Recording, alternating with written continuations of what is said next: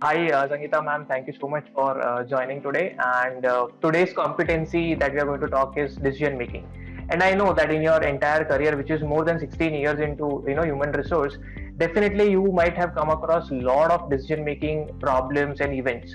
So the very first question that comes to my mind is, after so many years of experience, how would you define decision? Okay. First of all, thanks that you have me on your small training session. So, being an HR professional, training is again one of my key interest area. So, thank you so much for the same. And coming back to your answer, basically understanding what is the key issue or the situation that has come up. So, first is identifying the issue. Second is understanding the areas of that issue, understanding the same, that what are the areas that will be affected, analyzing various options based on the area, the action plan.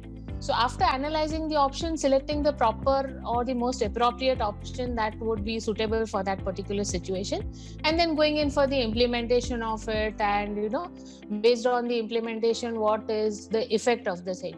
Now in real life, what happens is daily work life, there are small cases that come up. I'll give you a small example. If there's a production person, one of the person is absent, so again there's a situation that has come up. It's as simple as that. He would have already identified someone, that if one person is absent, in his absence there'll be a next person who could take over and complete that particular day. So that's a simple decision, but it would not involve a multiple option or choices, because pre-hand certain decisions are already made pre-hand.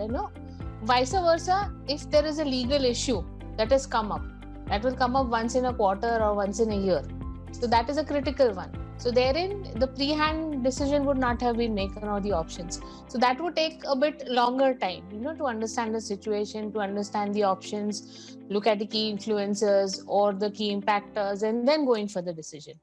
So basically, decision making is, understanding the issue, analyzing, and then going in for the choice of action. Okay.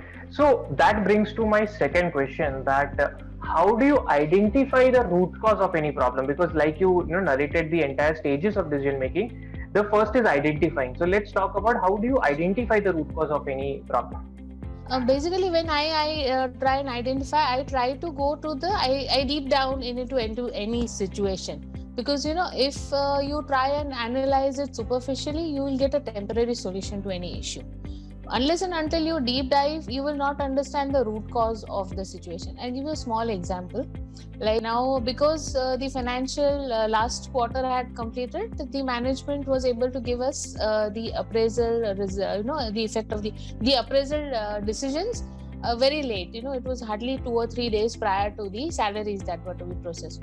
But because it was already late, the payroll team had to already process it.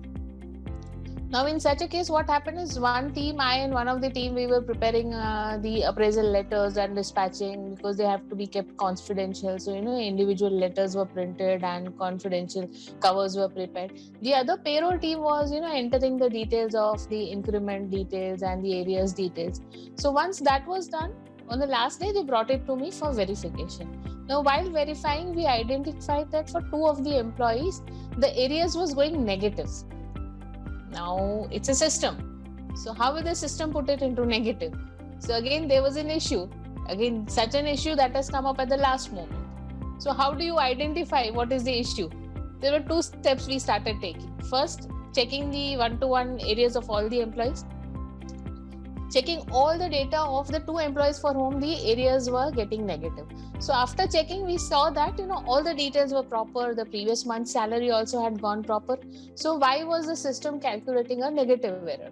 It was already late in the evening, and the next day the payroll team had to submit it to the accounts department for that. So the time was not enough. So what I did was, I called the software technical team head, and then I discussed with the person about the issue, and I said that we would have to, we did the manual calculation of the areas, and for the 2 of them, we went in and did a hard-coded areas for them. So for giving out the file, late evening, the payroll team gave the file.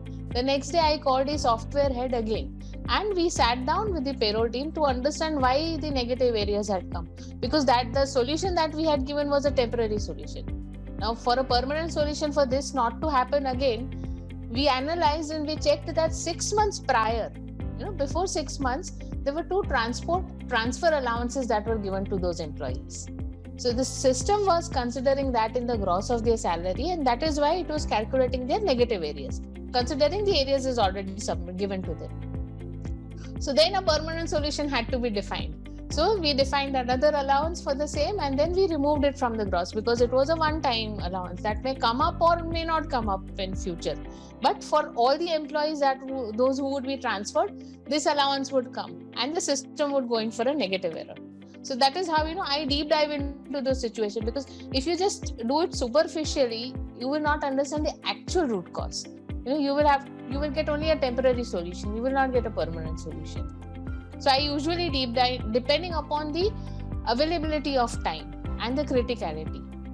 Deep diving has to be done and various options have to be selected that way. Correct. I really like that there are 2 decisions that has to be taken, one for a short term and one for a permanent solution.